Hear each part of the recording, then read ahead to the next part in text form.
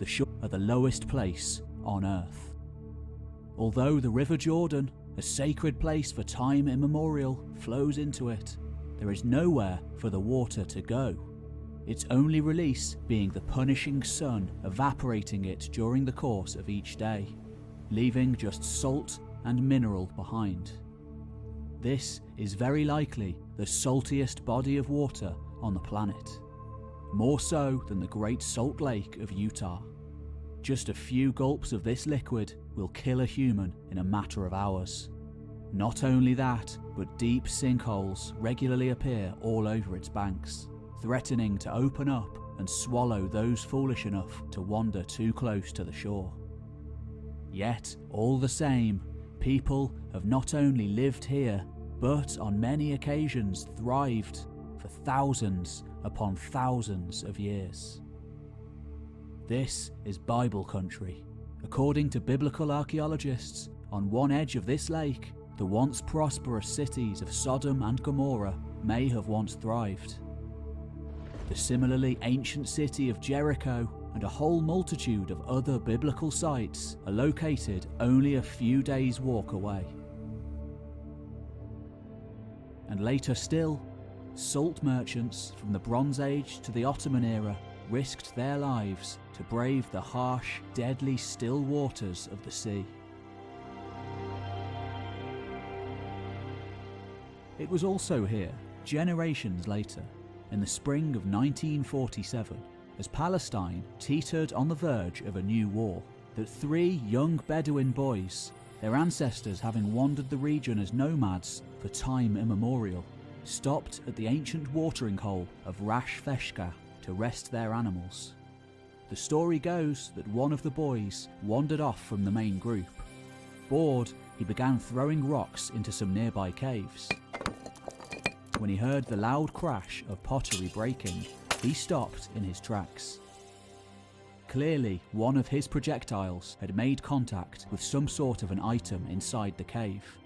A single thought entered his mind: treasure. He ran back down the cliff to tell his friends, but night was swiftly approaching. Upon investigating the next day, the boys were disappointed to find that the cave did not contain buried treasure, but a simple collection of clay pots, one of them broken with a number of ancient scrolls spilled out of it onto the cave floor.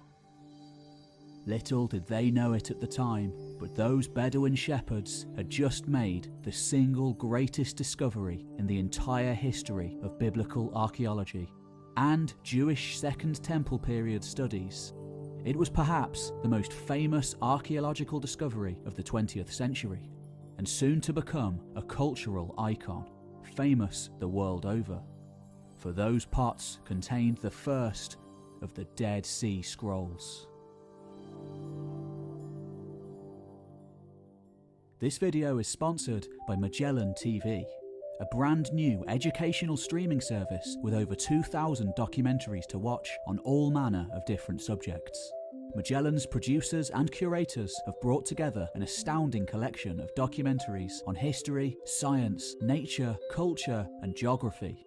These include films, series, and exclusive playlists you can't find anywhere else. Like Netflix, this is a streaming service, but made just for documentary lovers and knowledge seekers. You can watch Magellan anywhere at any time on any device, directly through the high-quality app, which also offers a wide selection of content in 4K at no extra cost. There are no ads or limited access at any time, and the best part, new documentaries are added on a...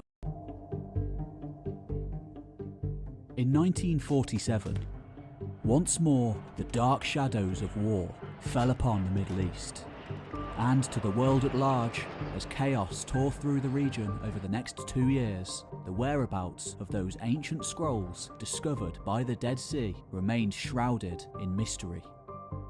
Unbeknownst to the world at large, just before the outbreak of war, the Bedouins who had found the initial scrolls had sold them on to a Syrian Orthodox priest in Jerusalem for the meagre sum of around $250.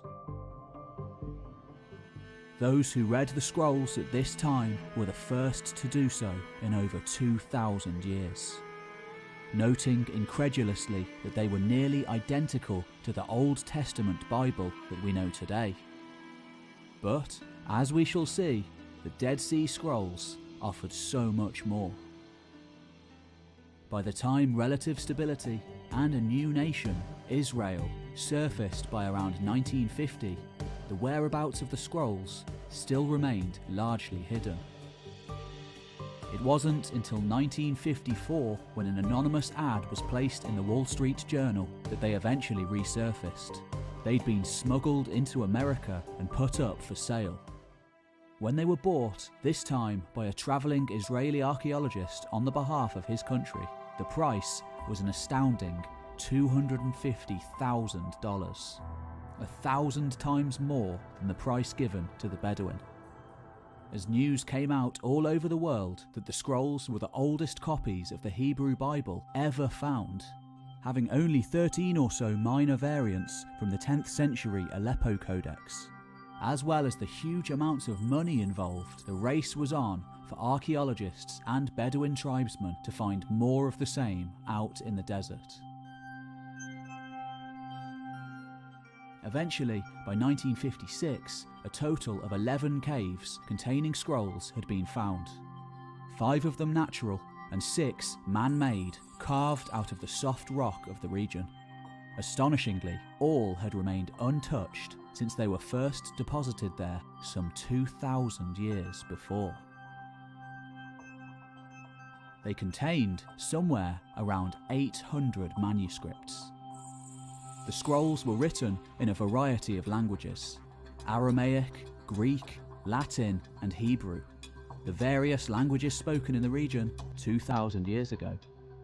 Astonishingly, they contained a huge wealth of writings, including alternate versions of biblical texts, along with completely original works never before seen. Hypothesized to be a long-lost library, the scrolls provide a fascinating glimpse into the long-lost world of an extinct religious sect that existed at the same time Jesus walked the earth. The scrolls can be broadly categorized into 3 distinct sections. Firstly are the Old Testament biblical documents, mostly identical to the Bible we know today. Interestingly, one of the first scrolls discovered is known as the Genesis Apocryphon, an alternative version of the book of Genesis written in Aramaic, which contains a long-lost conversation between Noah and his father Lamech, which isn't in the Bible. Second are texts relating to the everyday life and literary heritage of the period, many being written in Greek and Latin, the languages of administration during the later Second Temple period of Judaism. Perhaps the most interesting of all, however, and certainly the most controversial, is the third grouping, the sectarian scrolls. These describe the life and teachings of the people who made the writings, a secretive, apocalyptic group who refer to themselves as the Sons of Light. Radiocarbon dating had only just been introduced by the 1950s and was deemed too unreliable and potentially damaging to be used to date the scrolls. Instead, paleographic dating was used, literally meaning the study of writing. Though later on, less invasive carbon-14 dating was also implemented. All of these methods conclusively dated the texts to the same roughly 300-year period, from the 3rd century BC all the way up to the 1st century AD, an incredibly important time for the history of the world. Also in the 1950s, just as the scrolls were being deciphered, the nearby archaeological site of Habat Qumran was investigated too. In time, most scholars came to agree that this site, only around a day's walk from Jerusalem, yet nonetheless completely isolated out in the desert, had been the base of the Sons of Light. Scholarly consensus often differs wildly on the Dead Sea Scrolls, especially given the sheer amount of research that has been done on them, large chunks of it bordering on pseudo-history. Yet practically all scholars do agree on one thing, backed up by chronology and later by archaeological evidence, that the scrolls were hidden away during the first Jewish revolt against Rome, a vicious conflict that lasted from 66 until 70 AD, and ended with the complete razing of Jerusalem and the Jewish temple. Presumably, the fighting was so intense that the members of the sect never came back to retrieve their library, leaving it to be rediscovered some 2,000 years later. So what of the secretive sect itself? The writings of the Sons of Light have captivated the world ever since they were first discovered, sparking literally thousands of books being written as to who they were, and most importantly for many, what they mean for Christianity. According to the scrolls, like early Christian ascetics or monks, the Sons of Light had given up their earthly possessions to live out in the desert in a communal existence. Whilst there, they attempted to gain wisdom and achieve salvation by communing with angels, a belief generally denied by mainstream Judaism at the time. We also find dualist, apocalyptic elements, perhaps derived in part from Zoroastrianism, and reminiscent of later Christian heresies such as that of the Bogomils and the Cathars. Unlike the early Christian community, however, the Sons of Light turned their backs on the meek and the weak, for example, rejecting the blind on the grounds that they could not see impurity, and the deaf because they could not hear the correct Gospels. They also seem to have been an almost exclusively male and Jewish affair, having extremely difficult initiation rituals. Aside from this, however, as reflected by the Thanksgiving Scroll, which lists various prayers and sayings of the sect, there are many similarities with early Christianity, sparking numerous scholars to suggest links between the two groups, with Christianity perhaps being some sort of an offshoot. One of the most interesting of the documents discovered is the War Scroll, clearly showing that the Sons of Light were waiting for a final apocalyptic battle between the forces of good and the forces of evil, called the Sons of Darkness. It even outlines battle plans and strategies for the coming war. You can listen to this fascinating and controversial scroll over on our second channel, Voices of the Past, and don't forget to subscribe for other fascinating historical content. The War Scroll is made all the more interesting by the revelation of another document in the late 1960s, called the Temple Scroll. This had been hidden away in a shoebox until after the Six-Day War in 1967, and includes detailed instructions for a temple that was never built, complete with regulations and sacrifices, perhaps for after the successful completion of the war. Another famous extract is a commentary on the book of Habakkuk from the Hebrew Bible. It speaks of three prominent figures, all of whom have become incredibly controversial and written about. The first is the teacher of righteousness, associated with all manner of historical figures, such as Jesus' brother James the Just and John the Baptist. Second is the wicked priest, perhaps either referring to the priests and kings of mainstream Judaism, or, according to independent scholar Barbara Thering, to Jesus himself. The third is the man of the lie, another controversial figure, interpreted differently by vast amounts of scholars. The third and fourth caves, however, sparked off perhaps the greatest amount of discussion of all. In the third cave was a scroll completely different to all the others. Rather than being written on leather, this one was made on copper, and quite simply, It's a treasure map. A detailed set of instructions to 64 treasures hidden somewhere, presumably in the Holy Land. Despite numerous attempts and expeditions, no one, in the 20th century at least, has ever found any of the treasures. Maybe, like Bronze Age burial mounds in Europe, and most of the Egyptian pyramids, they were discovered and looted in antiquity. Yet, every few years, a new theory resurfaces to the contrary, and occasionally new expeditions are launched to find them. It was in cave number 4, however, that the greatest mystery of all was found. The scrolls here had fallen on the ground at some time in antiquity and smashed into tens of thousands of tiny pieces, some of them no larger than a tiny pebble. Over the next 40 years, the scrolls of Cave 4 were worked on by an elite group of mostly Catholic scholars, with no one else even being allowed to see them. Of course, this created all manner of conspiracy theories about Vatican cover-ups and sparked a huge amount of hostility from other scholars. Especially when a story was leaked that one translation talked of the leader of the Sons of Light being crucified, suggesting a definitive link with Jesus, though this eventually turned out to have been false.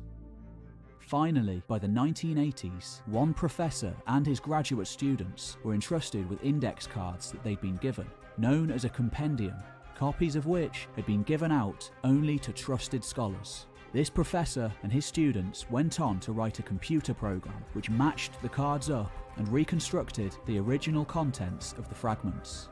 Though it's not a perfect system and can be fairly subjective, it's said to have around a 90% accuracy rate.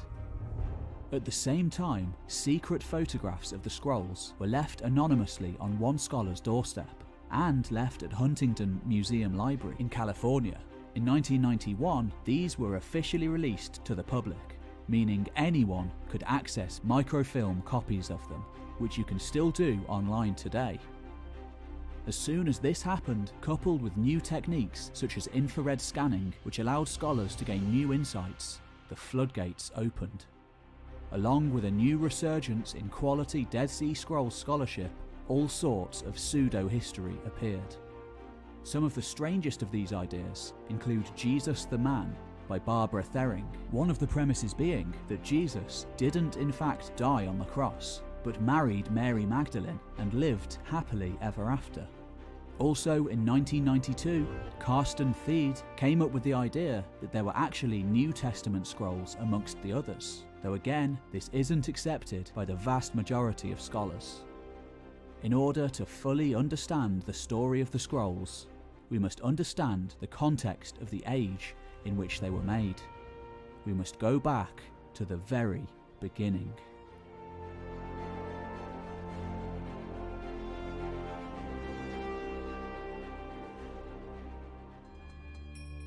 The Jews are an ancient people.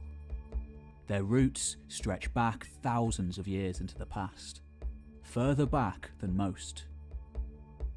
Though very little actual historical evidence exists for the Exodus from Egypt and other such ancient stories, a good deal of information from the Old Testament is at least partially historical, perhaps best exemplified by the rediscovery of the Hittite Empire in the 1800s, long thought to have been nothing but a biblical fantasy.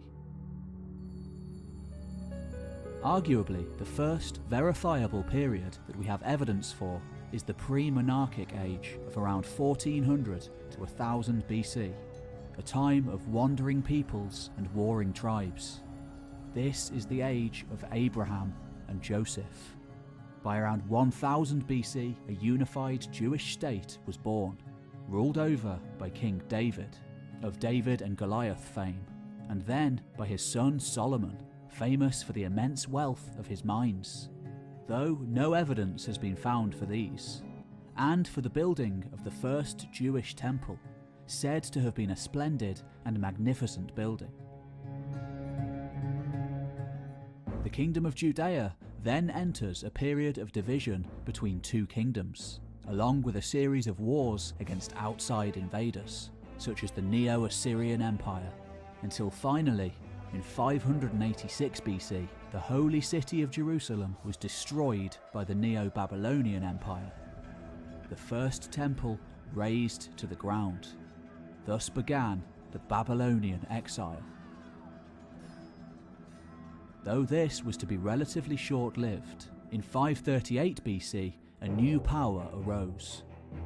Far from the slave masters portrayed in Greek sources, Achaemenid Persia under Cyrus the Great was an especially tolerant empire, allowing the Jews and various other peoples enslaved by their predecessors to return to their homelands.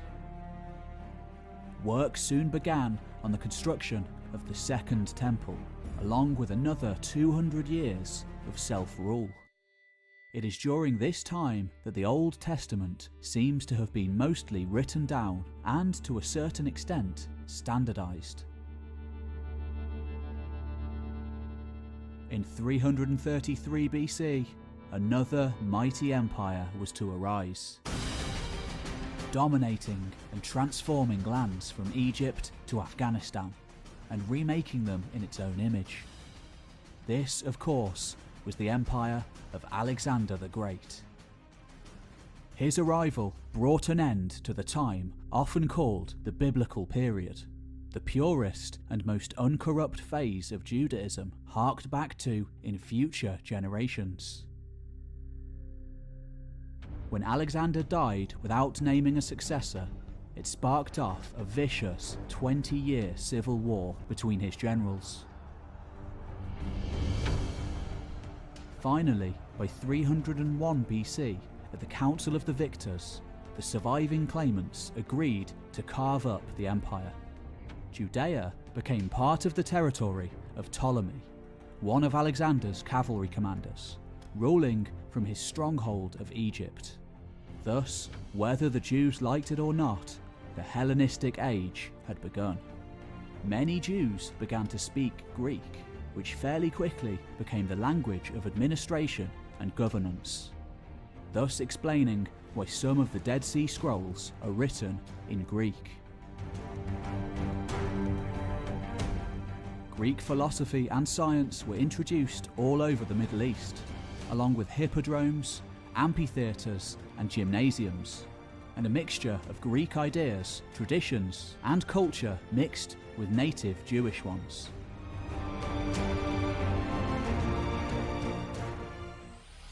Certain Hellenistic ideas even permeated Judaism, often without the Jews realizing what was happening. For example, the Bible was translated into Greek, and in time, ambitious dynasts who wanted to get ahead began to resemble Greek princes. It's likely that at this time, sects such as the Sons of Light began to form, as a direct opposition to the new way of life sweeping over the region. 13 rulers named Ptolemy ruled Egypt from 330 to 30 BC. And at least 7 of their sisters, named Cleopatra, married them, the most famous of all being the sister wife of the 13th, who eventually married the Roman politician Mark Antony. Until around 200 BC, Ptolemaic rule extended north into Judea. Just 2 years later, however, another empire went on the warpath. The Seleucids, ruled by the descendants of another of Alexander's generals, Seleucus. They'd already ruled all of Mesopotamia and Syria since the death of Alexander, meaning many Jews had been under their rule for over a century.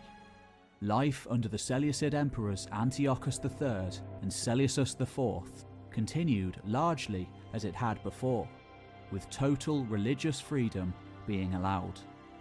Under Antiochus IV, however, everything was to change. Spurred on by his chosen high priests Jason and Menelaus, 2 men who sought to out-Hellenize the other in order to win the king's favour, Jewish life and rituals at the temple were increasingly restricted. The city also began to be modernized, and like the rest of the empire, made into a Greek polis. Eventually, Antiochus grew tired of the slow progress of reform and pushed for quicker action. The high priest Menelaus went along with it. Not only were all Jewish practices, such as observing the Sabbath and religious diet, outlawed, but Jews were now forced to sacrifice pigs to the Greek gods at their temple. Those that peacefully protested, thousands of them, were put to death en masse. Some scholars see this movement as the origins of the Sons of Light.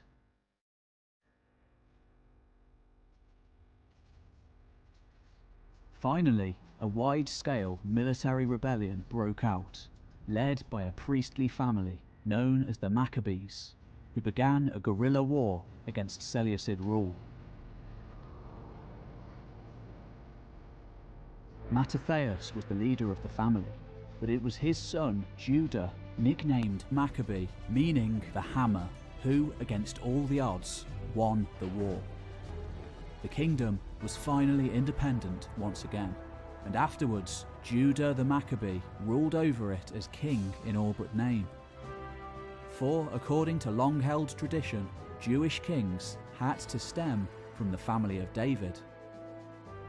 Judah's two brothers, Jonathan and Simon, ruled after him, and the nickname Maccabee also followed them. Eventually, their dynasty would become known as the Hasmoneans, after their ancestor Hasmonai. Yet, fairly quickly, problems began to arise. Jonathan Maccabee had himself named as high priest, in flagrant opposition to tradition, which stated that only someone from the family of Zadok could be a priest. Thus, many scholars associate him with the figure of the wicked priest talked of in the scrolls. The Hasmoneans, utilising a strong, well-equipped army, soon began conquering neighbouring lands and enlarging their kingdom. Most notably, the next ruler, John Hyrcanus, not only conquered the Edomites, but forcibly converted them to Judaism. He also conquered Samaria, an earlier offshoot of Judaism, and destroyed their temple on Mount Essene.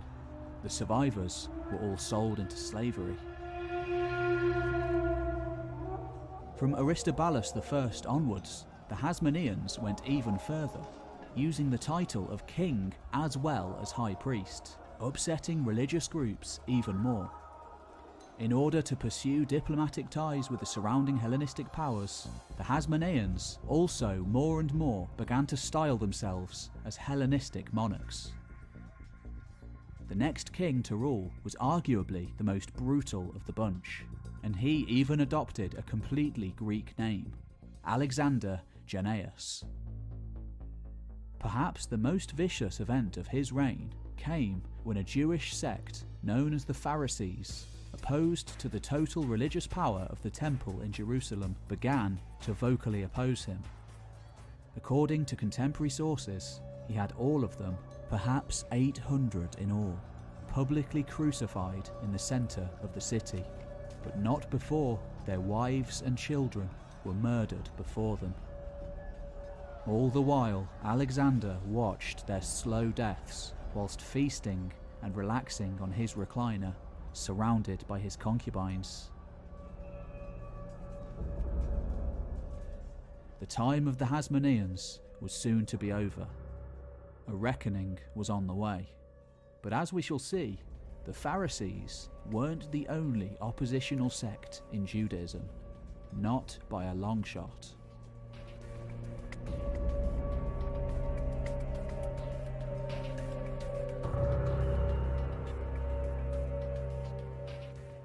In the early 1st century AD, the Roman polymath Pliny the Elder embarked on a grand tour of the empire. It was during these travels, much of which later formed the basis for his masterpiece of early scientific literature, Natural History, that he describes a curious incident on the western shores of the Dead Sea. Near to the oasis of En Gedi, he describes coming into contact with a curious sect of extremely religious Jews living a simple, communal life out in the desert. Though he was there to investigate the natural world and the curious properties of the Great Salt Sea, this group clearly had an impact on him, later writing that they had existed for thousands of generations, possessed no money, and their priestly class refrained from marrying. He calls them the Essenes, and he places their dwellings just to the north of En Gedi. There is nothing else there besides Qumran. We get other references to the Essenes from the writer Philo, a Jewish philosopher from Egypt and product of the Hellenizing age. But most important of all is the slightly later account given by the writer Flavius Josephus. Originally from a priestly family, Josephus fought as a general during the First Jewish Revolt, before surrendering early on and becoming a famous writer throughout the Roman Empire. Along with the invaluable information he provides on both the successful Maccabean revolt and the unsuccessful war against the Romans, Josephus gives us first-hand knowledge of the religious sects of his day: the Pharisees, the Sadducees, and the Essenes, apparently having spent some time living amongst the latter during his youth. During the 1st century AD, there wasn't just one standardized Judaism, not by any stretch of the imagination. Varying different creeds and schools of thought existed. The Samaritans, for example, are a much earlier offshoot of Judaism, splitting off by around 500 BC, before they were wiped out by the Hasmonean king, John Hyrcanus. The main dividing issue had been each having their own holy mountain to worship on, Mount Zion and Mount Gerizim. Another group mentioned by Philo were the Therapudii, an aesthetic group living in his native Egypt, and perhaps in Israel too. The most widely known groups, however, are the three discussed by Josephus. Firstly, we have the Sadducees, the main priestly group at the Temple of Jerusalem. Their mostly hereditary power seems to have stemmed from ancient aristocratic roots. As far as they were concerned, only priests at the temple could sacrifice. Therefore, they held all the religious power. They denied fringe theories such as the existence of angels and even the immortality of the soul, seen as an imperfection derived from Plato. The Pharisees, by comparison, wanted to democratize and transfer power from the temple to the household. They came up with other ways of worshipping. For example, reading the Torah and communal prayer. Finally, we have the Essenes, according to Josephus, probably only numbering a few hundred at any one time. They were most certainly a fringe group, desert separatists, directly opposed to both the Sadducees and the Pharisees. It's possible that there were further subdivisions within the three sects, like Catholicism, Orthodox Christianity, and Protestantism today.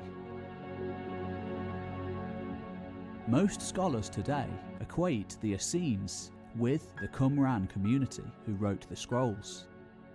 Therefore, it seems possible that they were the sons of light.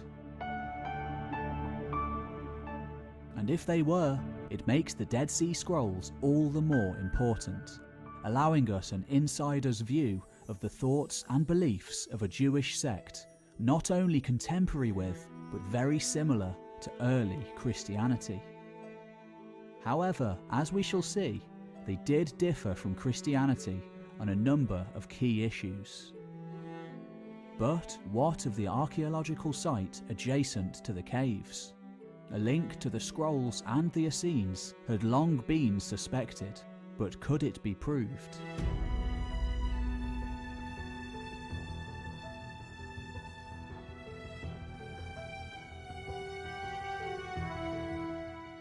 In the early 1950s, just as the Dead Sea Caves were being discovered, excavations began on the settlement just next to them, Kebet Qumran.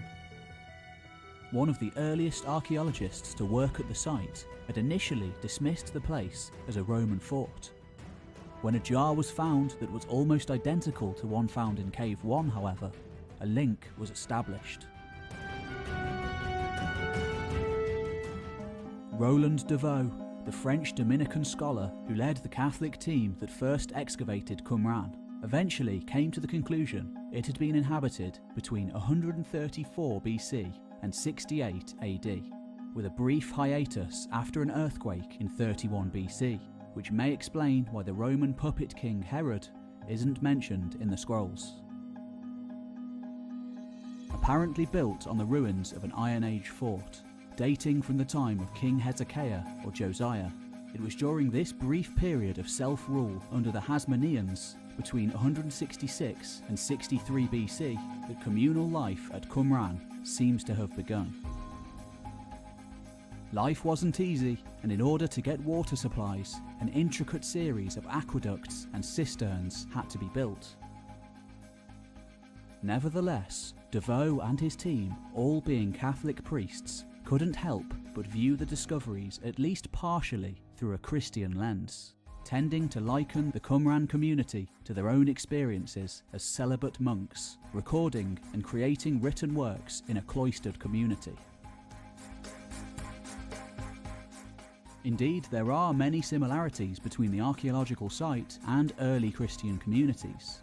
However, as the scholar Lawrence Schiffman argues, there is always a danger of overly Christianizing the Qumran community.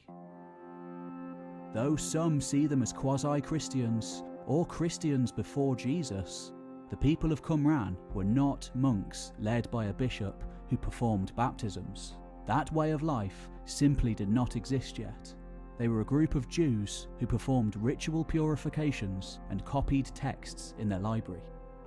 Furthermore, women are mentioned in a variety of the Dead Sea Scrolls documents, and amongst the 1,100 graves found at the Qumran cemetery, a significant number of female skeletons were found.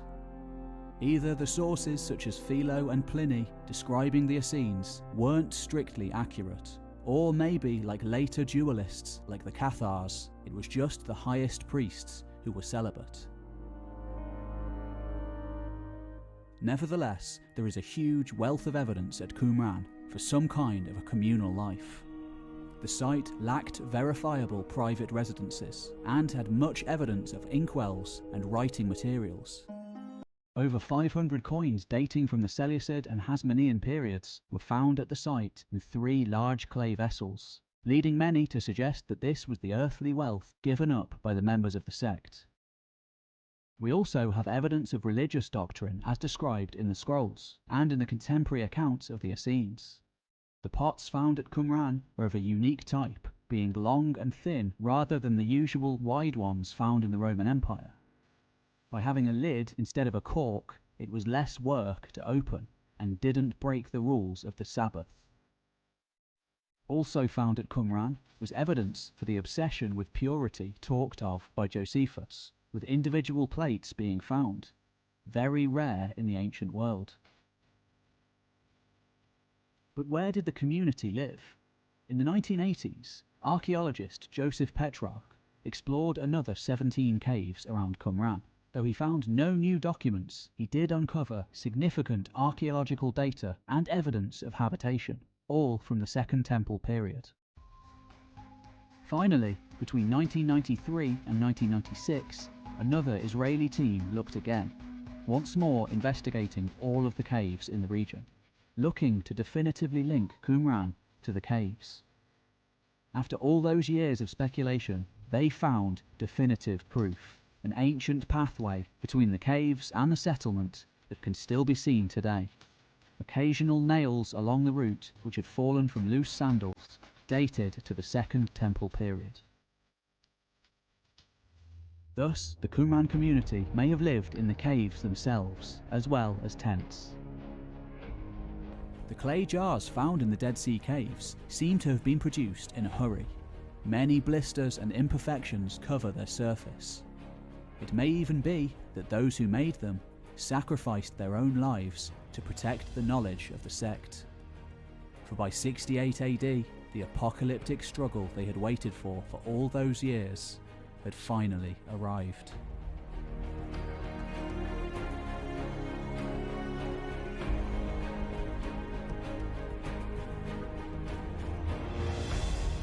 When the tyrant king Alexander Jannaeus finally died in 76 BC, it didn't take long for civil war to engulf the realm.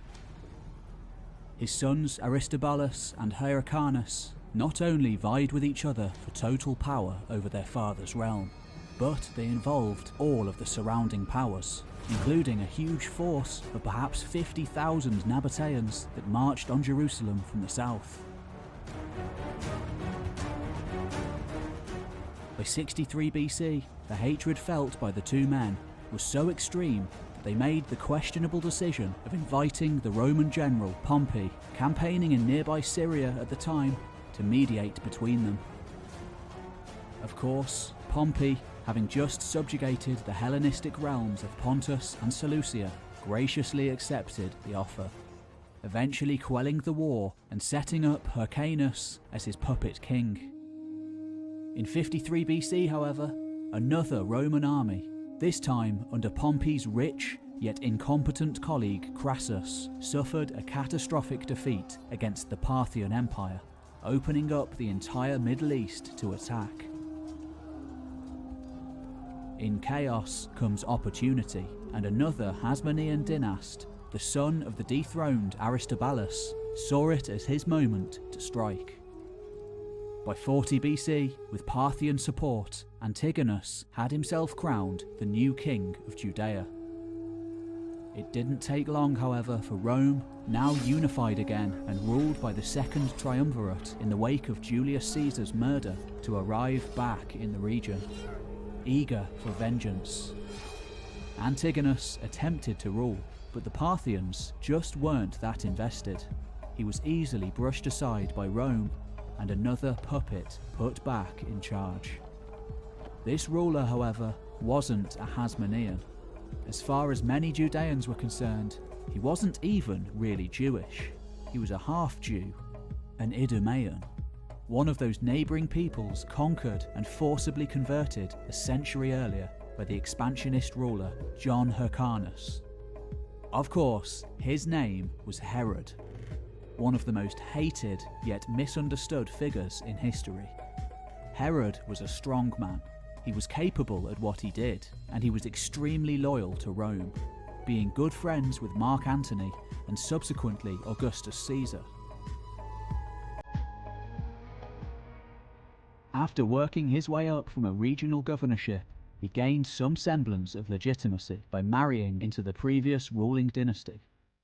Though eventually he would kill not only his Hasmonean wife, but his two sons from the marriage too, after they plotted against him.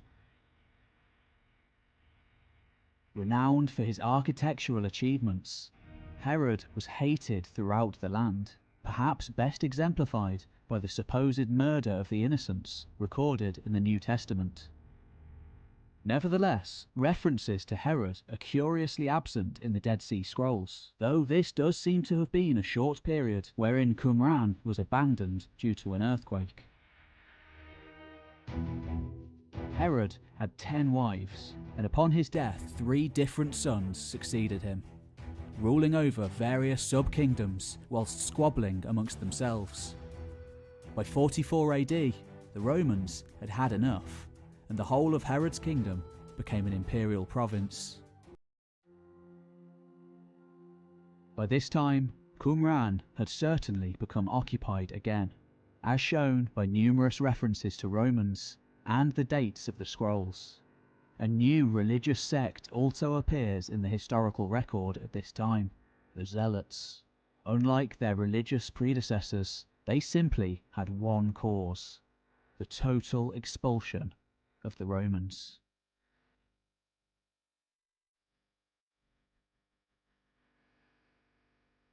In April 66 AD, crowds of people flocked to Jerusalem to scorn the procurator Gessius Florus.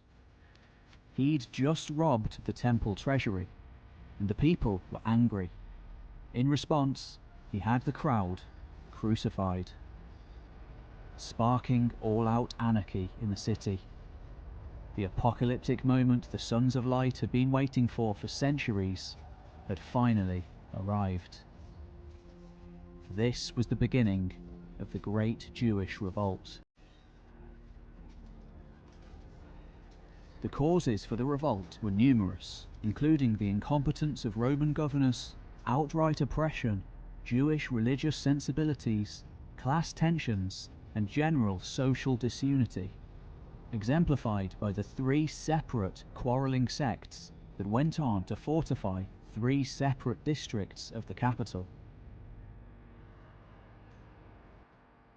In 67 AD, the famed general Vespasian arrived with 3 legions, 23 auxiliary cohorts, 6 wings of cavalry, and various other auxiliaries, totaling around 60,000 men. On their way to Jerusalem, Vespasian scoured the desert, mopping up fortresses and settlements one by one. Out in the desert, Qumran faced its end. Though we have no evidence whether the plan from the war scroll was put into action.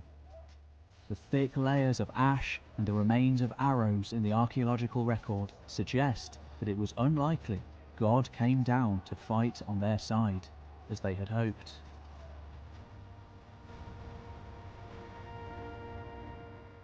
By 69 AD, as the siege raged on, Vespasian was called back to Rome to become emperor, leaving his son Titus in command. In the next year, the entire city was razed to the ground, temple and all. Men, women, and children massacred, the rest sold into slavery. One last group, the Sicarii, around 1,000 strong, made an epic last stand at Herod's imposing winter fortress at Masada, before committing mass suicide when the far superior Roman army finally broke through. Interestingly, a copy of one Dead Sea Scroll, the Songs of the Sabbath Sacrifice, was found at Masada when it was excavated in the 1960s, suggesting that some members of the Qumran sect may have fled to take refuge with the Zealots just 48 kilometers to the south, presumably dying there with them in 73 AD. After the destruction of the temple in 70 AD, the Sadducees had nowhere to worship anymore and soon died out. The Essenes also disappeared from the record, probably all dying during their final apocalyptic battle, which may explain why no one came back to Qumran to reclaim the library. Even more so after another equally devastating revolt broke out in 132 AD. Interestingly, it was the Pharisees who survived, eventually over time morphing into the mainstream rabbinic Judaism we know today. But of course, there was another famous Jewish sect, still very low in numbers, but over time becoming ever more distinct from Judaism due to its acceptance of polytheistic Gentiles as well as Jews. Of course, the Christians.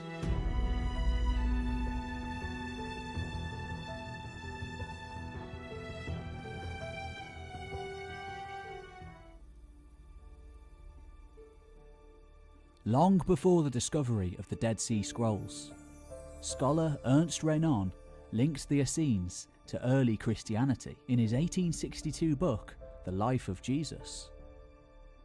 Though unfortunately, the book was also laced with a hefty amount of anti-Semitism, it also established an unprecedented new approach of investigating Jesus as a man and not necessarily a god.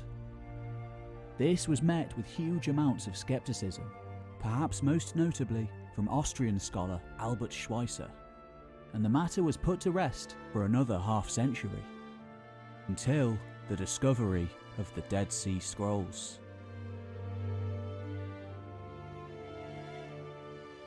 For early church fathers, whether they knew it or not, the parallels between Jewish scrolls and their own were exceptionally important.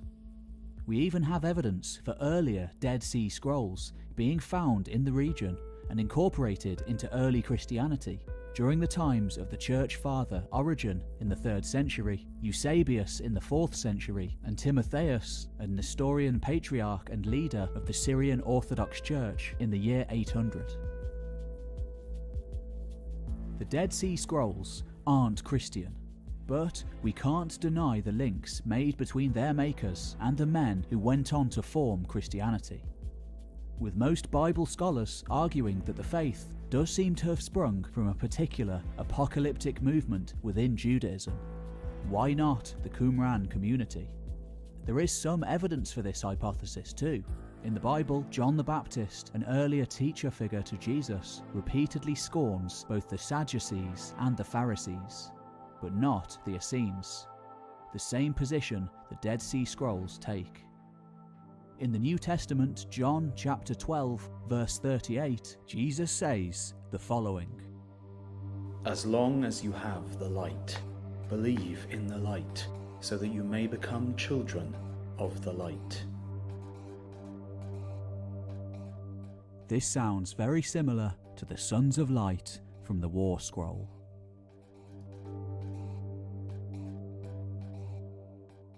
Baptism, a form of ritual purification, plays a key role in both the New Testament and in the rules of the Qumran community.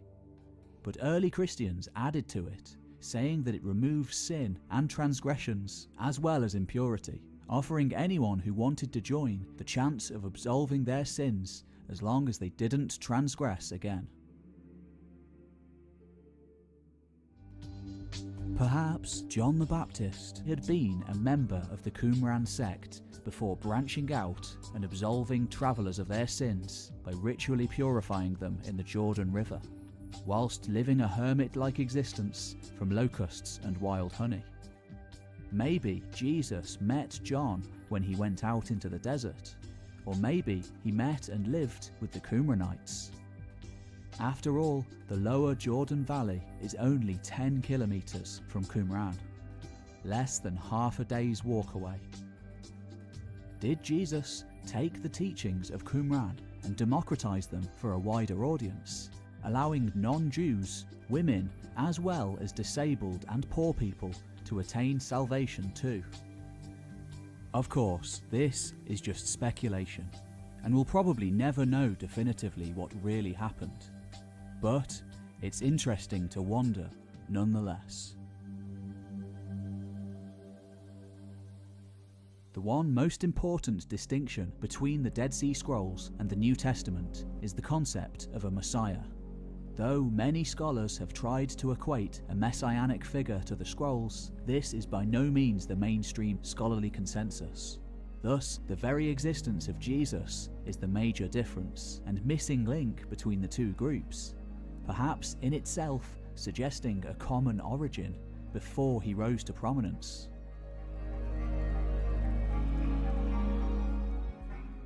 Even after the crucifixion, it takes a long time for any sort of standardized practices to take hold, often in the 1st century at least, blurring the lines between Christian and Jew. The Ebionites, for example, mentioned by later church fathers, were a Jewish Christian group who accepted Jesus as the Messiah, but, like Arian Christians of the later early Middle Ages, didn't believe that he was divine. And there were sects within early Christianity too.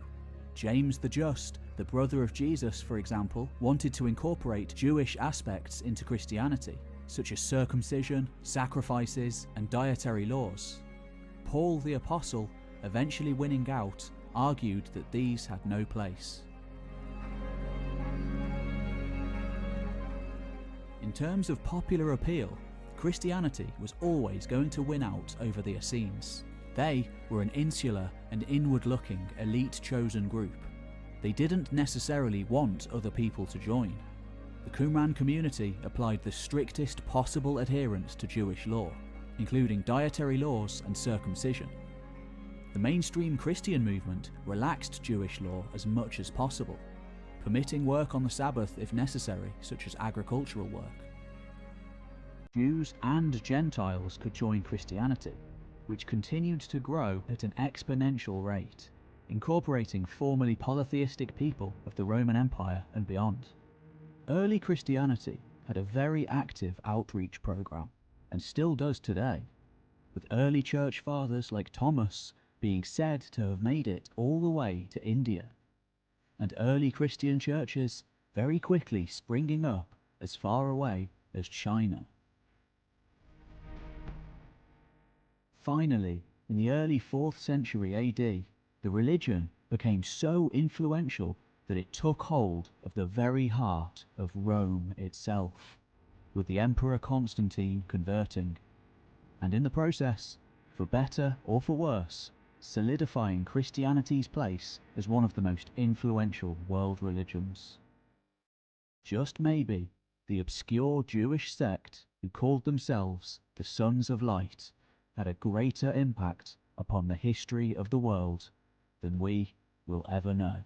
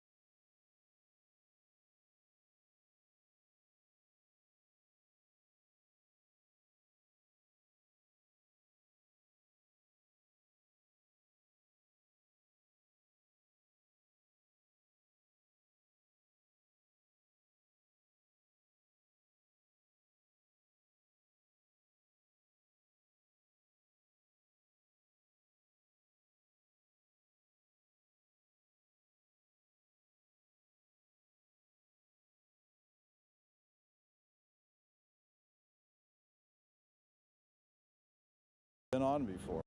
The Dead Sea.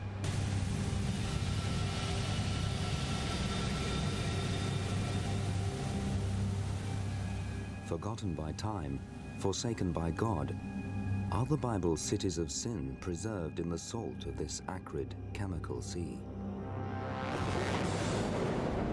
We don't know what's out there. No one knows what's out there. And the seafloor that no one's ever been on before, we don't know what we're going to find. It could be anything. 2 years ago, we were diving on a shipwreck, and I didn't think we'd find anything, and we found $5 million worth of gold. So, yeah, I'm not as much of a skeptic as I used to be.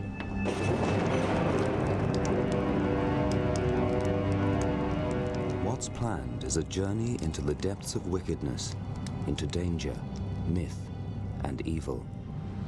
I'm scared. I mean, this is not something that I like to do, and I'm very apprehensive. Thousands of years after its people perished in a storm of burning sulfur, it's a voyage in search of Sodom and Gomorrah.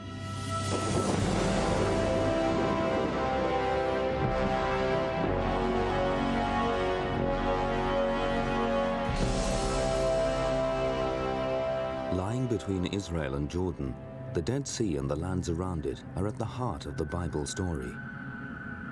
King Saul camped here in the clifftop caves as he hunted his rival David, the slayer of Goliath. On the road from Jerusalem to Jericho, maybe Jesus himself once walked here.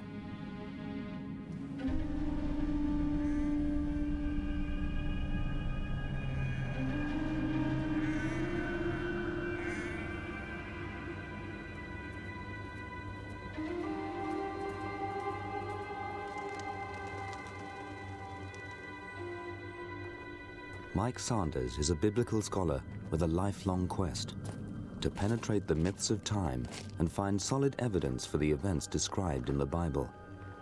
The fate of Sodom and Gomorrah has always fascinated him. These two cities were the epitome of evil in the world at that time.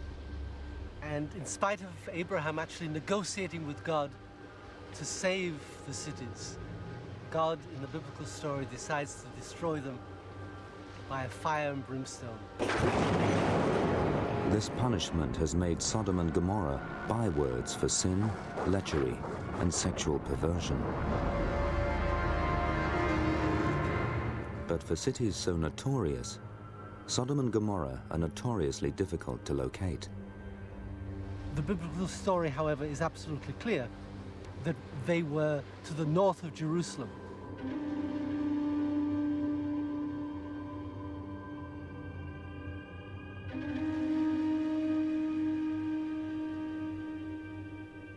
But in spite of extensive excavation in this area, not a trace has ever been found. So archaeologists widened the search, and where better to look for two dead cities than beside a lifeless sea? Many people believe that Sodom and Gomorrah, if they exist at the edge of the Dead Sea. But the cities have never been found. The cities seemed determined to hide their shame from history, but then Sanders found a clue, not from antiquity, but from much more recent times. There are maps that are actually published in 1650 showing Sodom and Gomorrah beneath the Dead Sea. What would a 17th century mapmaker know about the true location of Sodom and Gomorrah? It seemed simply a flight of artistic fancy, until apparent confirmation came from an unexpected and totally modern source. 3, 2, 1, lift off, 30 minutes after the end.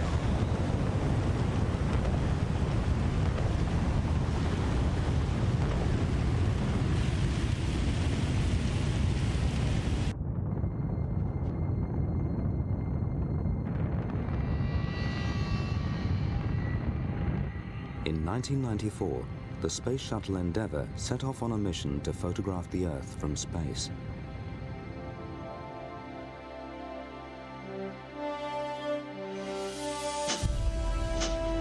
The latest radar technology can reveal features invisible to the human eye.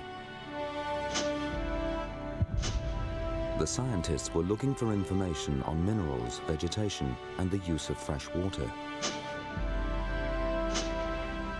They never imagined that photographs from space could throw new light on the fate of Sodom and Gomorrah. According to the received wisdom of geology, the bottom of the Dead Sea should be completely flat. But according to the shots from space, it wasn't. My first reaction when I saw the NASA photographs was that this was something unique and startling. There were a whole series of strange features that shouldn't be there, which we call anomalies. One is a rectangle of dots, which appear too regular to be natural formations. The other is a feature that looks like a collapsed pyramid. All the experts we've talked to, who are geologists, have told us that there is no similar natural formation like that anywhere else in the world. The implication, if it's not the natural formation, is that it may be man-made. The Dead Sea, for the first time in eternity, had hinted at a guilty secret beneath its acrid waves. Mike Sanders knew he couldn't rest until he'd gone where no man had been for thousands of years, back to Sodom and Gomorrah. There's only one way to find out the true answer. We have to take a submarine and look.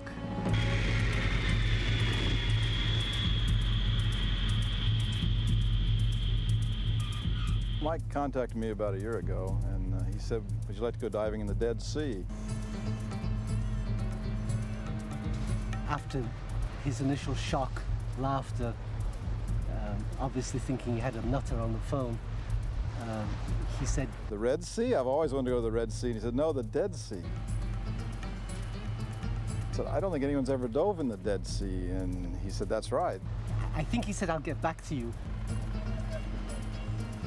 I'm sure started to check me out to see if I wasn't completely mad. I said, well, there must be reasons why no one's ever dove there, so yeah, I'd like to go. That sounds pretty neat, so let's do it.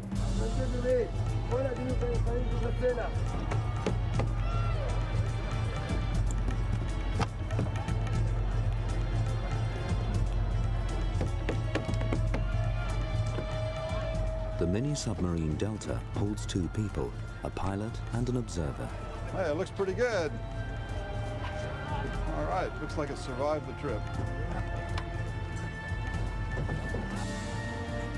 The Delta has made over 5,000 dives and has a 100% safety record.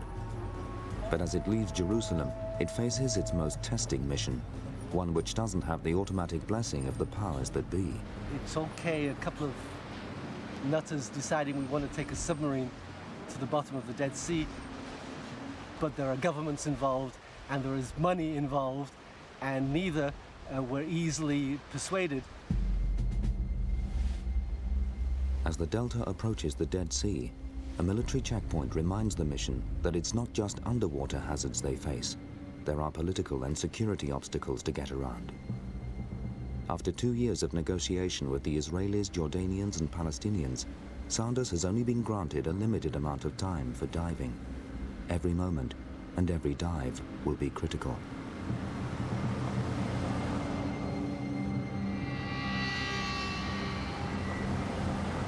At over 1,300 feet below sea level, the Dead Sea is the lowest point on Earth.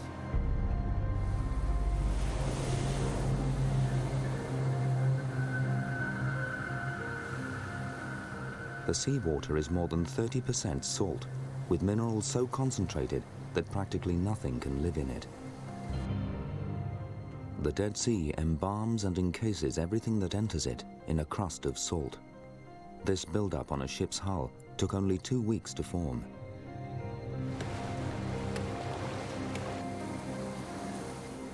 The minerals make the water much heavier. As a result, under the surface, the pressure is between 2 and 3 times that of normal water. This has dangerous implications for the Delta. Over the coming week, as the submarine dives to the bottom of the sea, its hull will be tested right to the limit. Could it also be tested to destruction? It's a deadly gamble, but there'll be only one way to find out.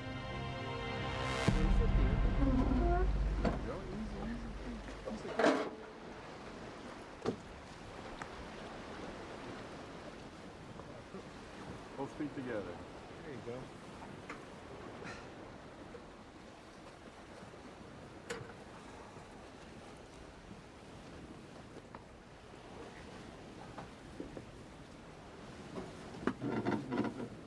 You can see him right here. We're going to lunch. We'll see you a little later. Better let him out. How do you like it? That's all right. Yeah. Does it get hotter than that? Well, it depends on the water temperature. It should be cooler than it is in there now. This That's thing's been warm. heated up in the sun. Yeah, it's kind of like an oven. No, you don't want to stay in there at that temperature very long. And there's no air either, is there? There will be air. Yeah. It'll circulate air when it's running. So that's the worst it's going to get. Absolutely.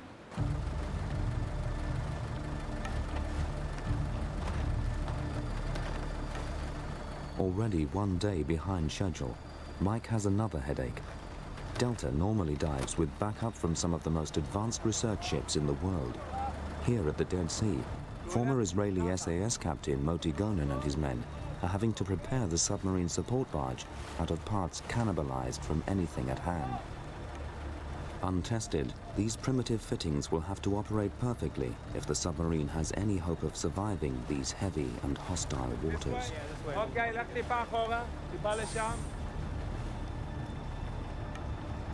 The final member to join the dive team is scientist Zvi Ben Avraham.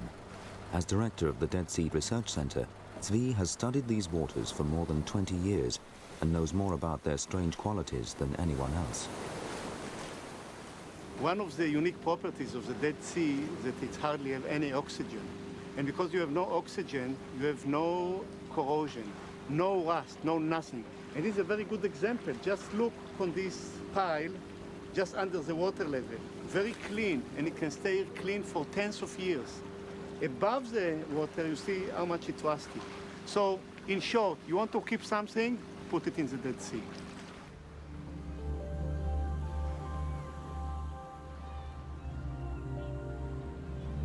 The Dead Sea has a unique attraction for tourists. Because the water contains 10 times more salt than normal seawater, it provides an almost surreal buoyancy. In fact, it is almost impossible for a swimmer to sink. Fun for the bathers, but for a vessel whose entire purpose is to go beneath the waves, something of a disadvantage. The biggest part about diving in the Dead Sea, really, for us, that's different than where we usually dive, is the high salinity. And that's gonna mean that we're gonna have to add about 1,300 pounds of lead to the submarine. The first time we put the sub underwater, what we'll do is we'll leave it attached to the crane, and we'll lower it into the water, and we'll see how the sub wants to sink while it's still connected to the crane. That way it won't sink down and not be able to come back up. In spite of an extra load of over 1,000 pounds of lead, the submarine barely sinks enough to cover the deck. It's too light. We've got to get more weight in it. It needs a lot of lead. What? That was close. I didn't have breakfast. We'll just keep putting it in until it sinks.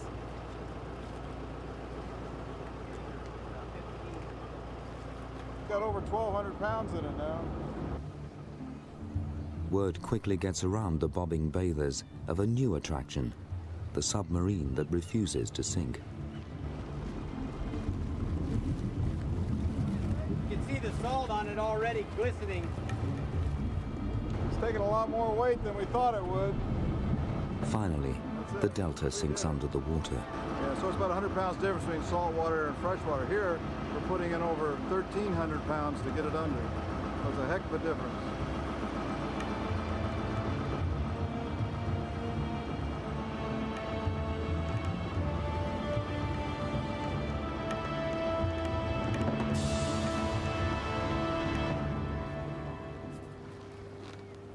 With the buoyancy set, Rich feels confident about setting the sub free from the safety of the barge for the first time.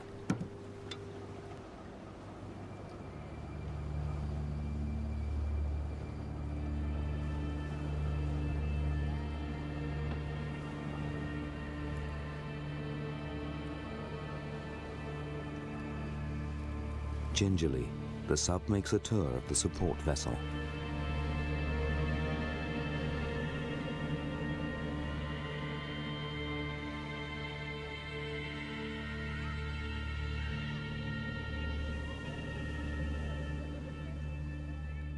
It's like a little toy boat in the water.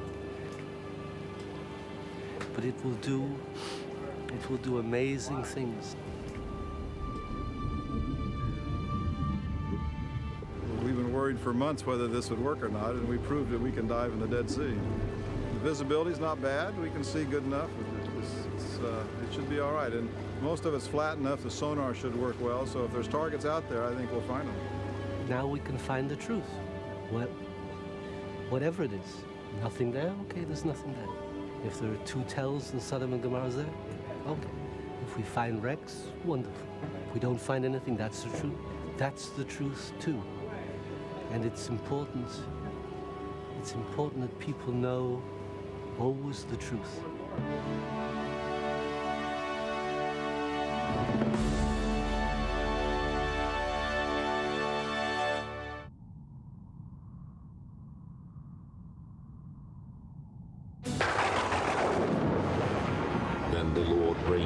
Sodom and Gomorrah, brimstone and fire out of heaven. And he overthrew those cities and all the inhabitants of the cities and that which grew on the ground. And behold, the smoke of the land went up like the smoke of a furnace. So it was when God destroyed the cities of the plain.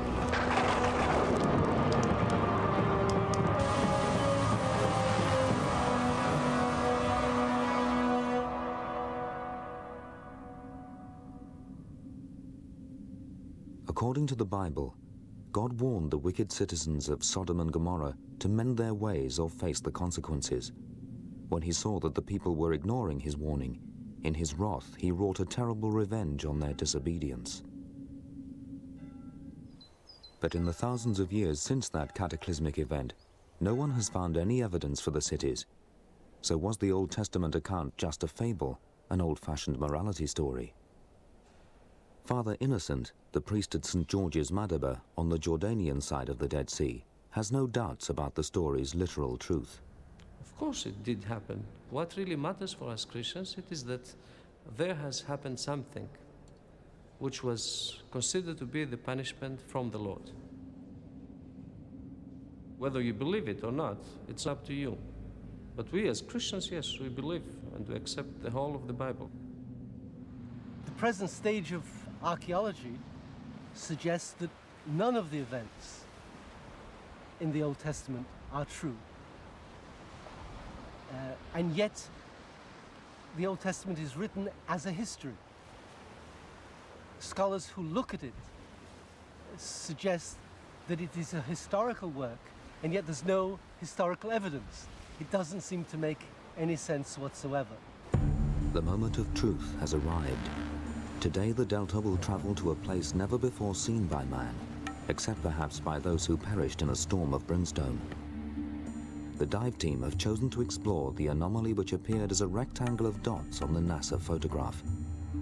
For Mike Sanders, the prospect of diving to the lowest place on the planet has set the nerves jangling.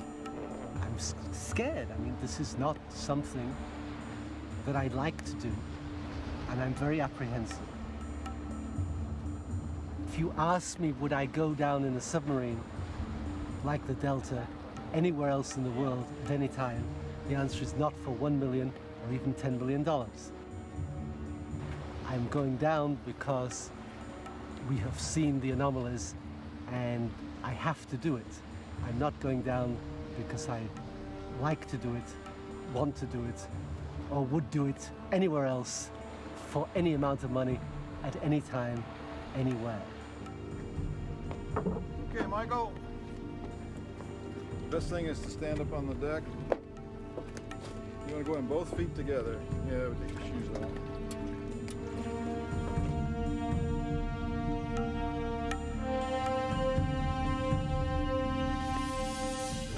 Even in the supposed safety of a submarine, diving can be a deadly game. 30 years ago, Rich Slater had to escape from a crippled submarine. In the process, he set the world record for an ascent from deep water without an aqualung.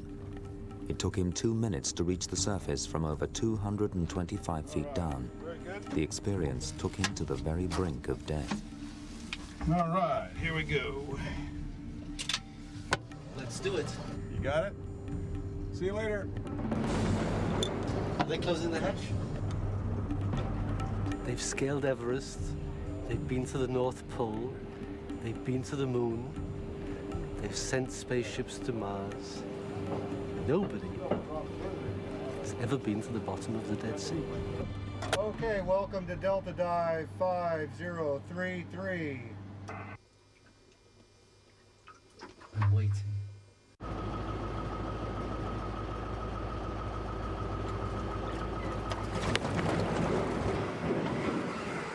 My first dive in a submarine, and we're almost underwater